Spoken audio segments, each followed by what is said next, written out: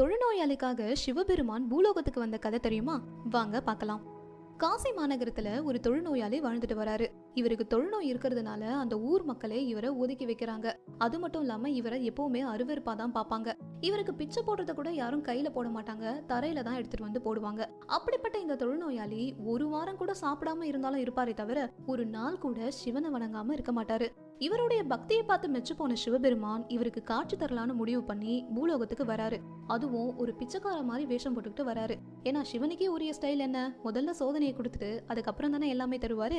அதனால இந்த தொழுநோயாளியை சோதிக்கலாம்னு சொல்லிட்டு வராரு. வந்தவர் ஸ்ட்ரைட்டா இந்த தொழுநோயாளி கிட்ட வந்து, எனக்கு ரொம்ப பசிக்குது, சாப்பாடு இருந்தா கொடுன்னு சொல்லிட்டு கேக்குறாரு. இந்த தொழுநோயாளி சொல்றாரு, நானே பிச்சை எடுத்து தான் வாழ்ந்துட்டு இருக்கிறேன், என்கிட்ட எங்க இருக்கு சாப்பாடு?